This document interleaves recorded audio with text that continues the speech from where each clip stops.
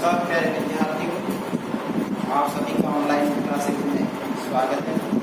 कल हम भारतीय संविधान के बारे में कुछ जानकारियां अर्जित कर चुके थे और एनसीईआरटी का जो नया कोर्स लागू हुआ है उसमें 3 बुक लगाई गई है।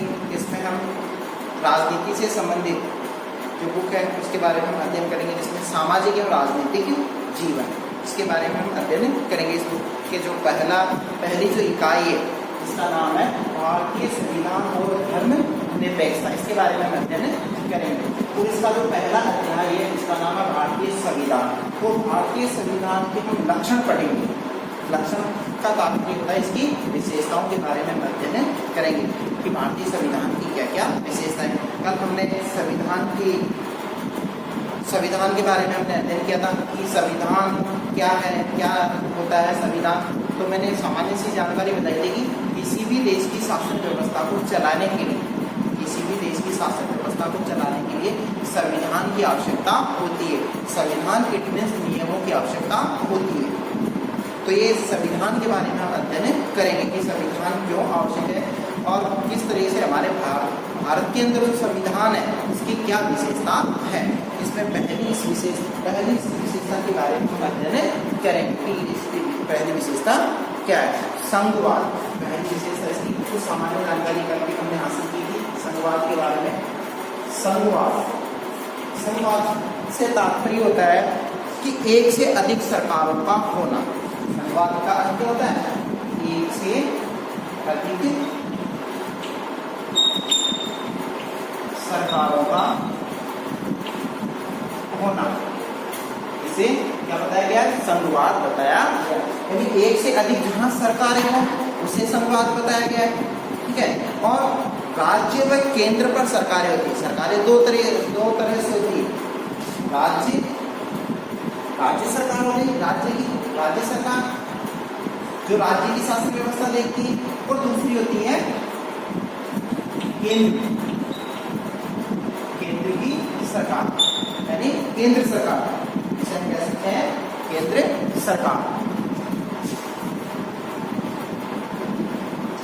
केंद्र सरकार, ये 2 प्रकार की सरकारें होती है। राज्य स्तर पे राज्य सरकार और केंद्र स्तर पे केंद्र की सरकार, 2 प्रकार की। ये संघवाद वाली व्यवस्था के अंदर इसको लागू किया गया। एक से अधिक सरकारों का होना, एक से अधिक हो गई, एक सरकार राज्य की होगी, दूसरी सरकार क्या होगी? केंद्र की होगी। ठीक है। अब जितने राज्य हैं उतनी सरकारें होंगी। ठीक है। जैसे राजस्थान के अंदर राजस्थान की सरकार हो गई, पंजाब में पंजाब की सरकार हो गई, हरियाणा में हरियाणा की सरकार हो गई। एक से अधिक सरकारों का होना तो क्या कहलाता है? संघवाद का एक उदाहरण है। तथा एक तीसरा स्तर और लागू हमारे यहाँ पे भारत के अंदर क्या है? एक तीसरा स्तर और लागू कर दिया गया है। तीसरी सरकार भी होती है। ठीक है। 2 सरकारों के अतिरिक्त तीसरी सरकार है। तीसरा स्तर है इसका सरकार का, वो है स्थानीय स्वशासन। क्या है? स्थानीय स्वशासन। स्थानीय स्तर पे भी शासन व्यवस्थाएं लागू की गई है, जिसमें इसको पंचायती राज से जोड़ा गया है। किससे जोड़ा गया? पंचायती राज से जोड़ा गया। और कुछ सामान्य जानकारी दे देता हूँ। पंचायती राज होगी 2 अक्टूबर 1959 के अंदर राजस्थान में इसकी शुरुआत की गई थी। नागौर जिले में इसकी शुरुआत की गई। और स्थानीय स्तर पे 2 प्रकार की सरकारें होती है। एक होती है शहरी निकाय और दूसरी होती है ग्रामीण स्तर पे ग्रामीण निकाय। ठीक है। अब शहरी स्तर पे नगर पालिका का नाम सुना होगा, नगर निगम का नाम सुना होगा। ठीक है। और ग्रामीण स्तर पे ग्राम पंचायत, पंचायत समिति, जिला परिषद, इस तरीके। तो स्थानीय स्तर, अब ये स्थानीय स्तर की जो सरकार हो शहरों और गाँवों के विकास के बारे में जानी जाती है। ये संपूर्ण राज्य के बारे में जानी जाती है। ये संपूर्ण देश का अधिकार इसके पास में था। लेकिन सभी पे जो अधिकार होता है वो इसके पास में होता है। जो भी फैसले लिए जाएंगे, महत्वपूर्ण जो भी फैसले लिए जाएंगे वो किसके द्वारा लिए जाएंगे? केंद्र सरकार के द्वारा ही ले सकते हैं। यानी महत्वपूर्ण फैसले लेने का अधिकार किसके पास में है? किसके पास में हो गया? संघवाद के पास में, यानी केंद्र सरकार के पास में हो गया। अब देखो, संघवाद में केंद्र फैसले लेने के अंदर क्या है? स्वतंत्र है। और इसमें जो भी फैसले लिए जाएंगे वो जो संपूर्ण देश का जो शासनाधिकारी होता है, अपने हमारे यहाँ पे क्या है? कौन होता है? प्रधानमंत्री होता है। तो प्रधानमंत्री को ये अधिकार दिए गए। ठीक है, ये विशेषता आपकी संघवाद वाली क्लियर। अब दूसरी विशेषता है इसकी संसदीय शासन पद्धति। दूसरी जो विशेषता, ये पहली विशेषता हो गई और दूसरी है संसदीय शासन पद्धति। संसदीय शासन पद्धति, इसके बारे में अध्ययन करते हैं कि संसदीय शासन पद्धति क्या है। ठीक है, अब संसदीय जो शासन पद्धति है, संसदीय शासन पद्धति में सरकार के सभी स्तरों पे जो प्रतिनिधि होते हैं, सरकार के सभी स्तर से तात्पर्य हो गए केंद्र, राज्य और स्थानीय। ठीक है, तो संसदीय शासन पद्धति में सरकार के सभी स्तरों के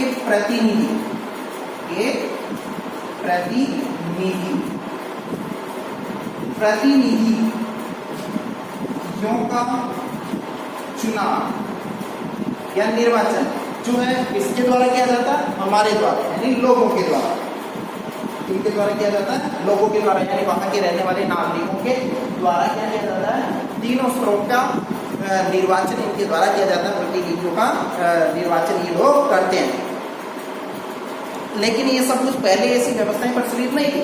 ये व्यवस्थाएं जो प्रचलित आई है जब भारत के अंदर राष्ट्रीयता के भाव उत्पन्न होने लगे, जब भारत गुलाम था उस समय लोगों के अंदर राष्ट्रीयता के भाव उत्पन्न होने लगे। राष्ट्रीयता के भाव इस तरीके से उत्पन्न होने लगे कि हमारा भी एक शासन हो, हम दूसरे के अधीन नहीं रहेंगे, हमारी एक शासन व्यवस्था हो और उसका संचालन हमारे लोगों के द्वारा किया जाना चाहिए। तो लोग क्या और मजबूत हुए, उनकी समझ विकसित हुई, और जब उनकी समझ विकसित होने लगी तो स्वतः ही उन लोगों ने कौन सी पद्धति अपनाना प्रारंभ कर दिया? प्रतिनिधियों का चुनाव करना प्रारंभ कर दिया।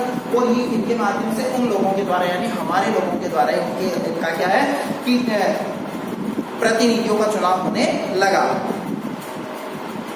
और स्वतंत्रता संघर्ष से क्या है कि लोग क्या बने? योग्य बनने लगे, और इस तरीके से योग्य बनने लगे कि वो अपने प्रतिनिधियों के माध्यम से किसका निर्वाचन करने लगे? सरकार का।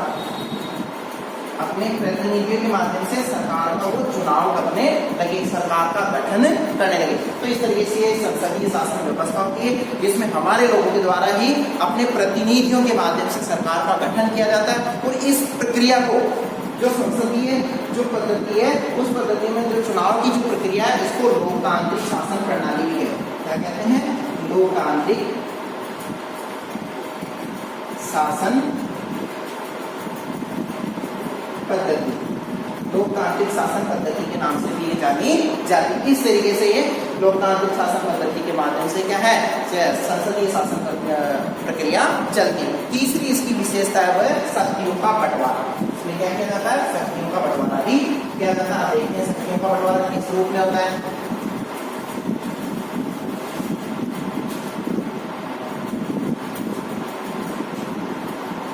तीसरी विशेषता है इसकी शक्तियों का बंटवारा।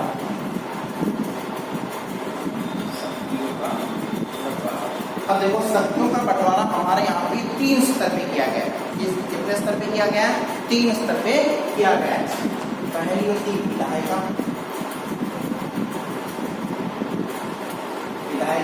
दूसरी होती है कार्यपालिका,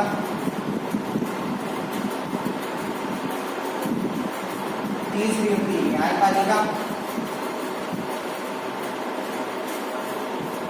नंबर 1, 2 और ये 3 स्तर पे इसका क्या किया गया है? बंटवारा किया गया है। शासन की जो शक्तियां हैं वो शक्तियां इस तरीके से विभाजित की गई है।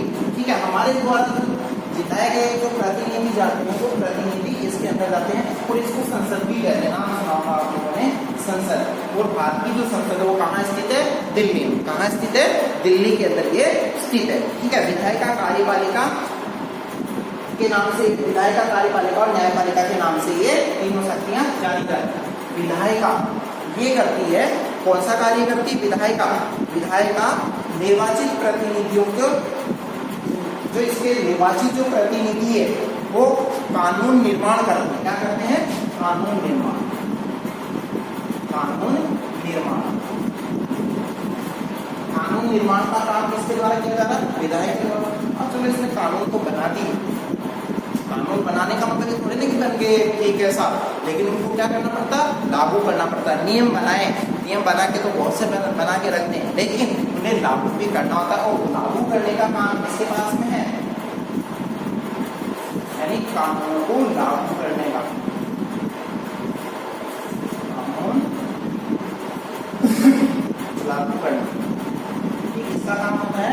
कार्यपालिका का कार्य होता है कि कानून को लागू करना है, ठीक है। और इसी से ही किसका निर्माण होता है? मंत्रिमंडल का, मंत्रिमंडल भी इसी के अंदर स्थित होता है, ठीक है। और मंत्रिमंडल में से प्रधानमंत्री भी इसी से बनता है।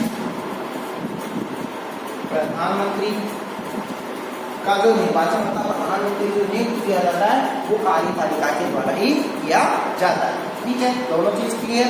फिर तीसरी न्यायपालिका, न्यायपालिका मतलब अब ये कानून तो बन गए हैं, लेकिन हम कानूनों की व्याख्या करना, कानूनों की व्याख्या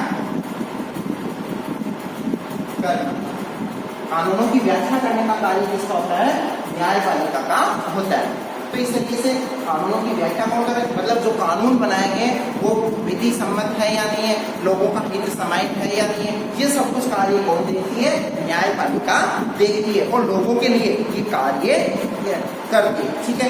इस तरीके से न्यायपालिका का ये कार्य होता है। तो हम तीसरी जो विशेषता वो पढ़े हैं, जो इसके लक्षण वो पढ़े हैं, शक्तियों का बंटवारा। और चौथा है इसका, चौथा जो पॉइंट है इसका वो है मौलिक अधिकार। क्या है? मौलिक अधिकार। अब देखते हैं मौलिक अधिकार क्या है। मौलिक अधिकार, मौलिक अधिकार, मौलिक अधिकार से तात्पर्य व्यक्ति की रक्षा करना। इसमें क्या होता है? व्यक्ति की सुरक्षा होती है, व्यक्ति की सुरक्षा करना किसी भी प्रकार से, बाहुबल से, धनबल से, सभी प्रकार से क्या है इसमें रक्षा की जाती है। सरकार ऐसे कोई कानून थोप दे जिससे व्यक्ति का क्या हो? शोषण हो, तो शोषण को बचाने का कार्य किसके द्वारा किया जा रहा है? मौलिक अधिकारों के माध्यम से किया जा रहा है। मौलिक अधिकार आपको जानकारी होगी, 6 मौलिक अधिकार हमारे, और वो मौलिक अधिकार अलग अलग क्षेत्रों के अंदर वो कार्य करते हैं। पहले 7 थे, जिसमें से केवल कितने रखे गए हैं? 6 ही वेद रखे गए, एक को संपत्ति के अधिकार को हटा दिया गया है। तो 6 मौलिक अधिकार हमारे हैं, और ये व्यक्ति की सुरक्षा से संबंधित होते हैं, व्यक्ति को सुरक्षा प्रदान करते हैं, उनका कार्य होता है। और स्वतंत्र भारत में राज्य की सत्ता के दुरुपयोग में, यानी स्वतंत्र भारत, स्वतंत्र भारत में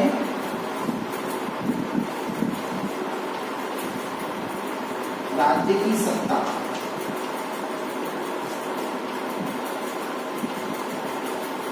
के दुरुपयोग, राज्य की सत्ता के दुरुपयोग बचाने के लिए, दुरुपयोग से बचाने के लिए किसका गठन किया गया? इनको लागू किया गया है, मौलिक अधिकारों को लागू किया गया है। मौलिक अधिकार, मौलिक अधिकारों को लागू किया गया है, ठीक है। ये व्यक्ति की रक्षा से संबंधित होते हैं कि व्यक्ति को किस तरीके से सुरक्षा प्रदान करते हैं। और राज्य की निरंकुश सत्ता को रोकने का कार्य भी करते हैं मौलिक अधिकार, मतलब निरंकुशता का प्रतीक भी नहीं बनने देते, क्योंकि निरंकुश हो जाएंगे, कोई भी सरकार हो निरंकुश हो जाएगी तो व्यक्ति का हित उसमें समाहित नहीं होगा, व्यक्ति के हित के अनुसार कार्य नहीं करेगी। तो वैसे कार्य करने के लिए क्या किया गया है कि जो व्यक्ति के अनुसार कार्य हो और व्यक्ति को अधिकार, व्यक्ति के आत्मसम्मान की रक्षा हो, तो उसके लिए संविधान के अंदर मौलिक अधिकारों से संबंधित कानून बनाए गए हैं, और ये व्यक्ति को सुरक्षा प्रदान करते हैं। हम इसकी 4 विशेषताओं का अध्ययन कर चुके हैं। और चौथी विशेषता है धर्मनिरपेक्षता। चौथी विशेषता कौन सी है? 5वीं विशेषता है धर्मनिरपेक्षता।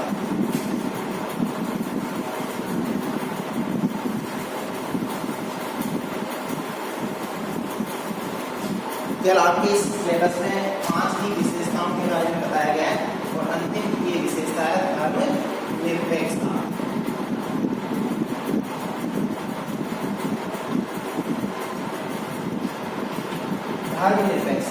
धर्मनिरपेक्षता से संबंधित बात यह है कि लोगों के धर्म की रक्षा करना। अब जो अल्पसंख्यक समुदाय है तो उनकी रक्षा कैसे होगी, तो उनकी रक्षा के लिए भी क्या बनाए गए, अधिकार सुरक्षित रखे गए हैं, उनको भी सुरक्षा प्रदान की गई है। तो धर्मनिरपेक्षता से तात्पर्य होता है कि राज्य का क्या नहीं होना चाहिए, राज्य का कोई भी अधिकारिक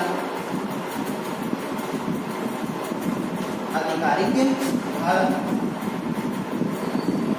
नहीं होता है, राज्य का कोई भी आधिकारिक धर्म नहीं होता है। और सर्वधर्म समभाव का क्या होता है, सर्वधर्म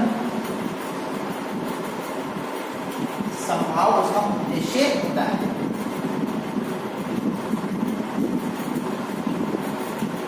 सर्वधर्म समभाव का उद्देश्य से तात्पर्य है कि सभी धर्मों की क्या करना होता है, रक्षा करना होता है। इस तरीके से क्या इसमें बताया है कि धर्मनिरपेक्षता से तात्पर्य राज्य का कोई आधिकारिक धर्म नहीं, जो अल्पसंख्यक समुदाय है उनकी भी रक्षा करनी है, बहुसंख्यक उनकी भी रक्षा करनी है, सभी को समान भाव से देखना, किसी भी मजहब के लोगों के साथ में क्या नहीं करना, भेदभाव नहीं करना, सभी को समान दृष्टि से समान रूप से उनको देखने का कार्य किसके द्वारा किया जाता है, राज्य के द्वारा किया जाता है।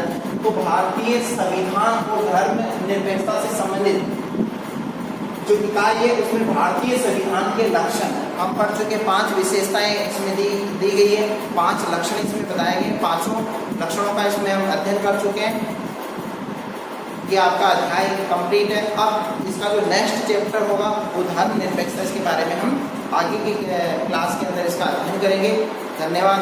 आशा करता हूँ कि आप लोगों को समझ में आया होगा।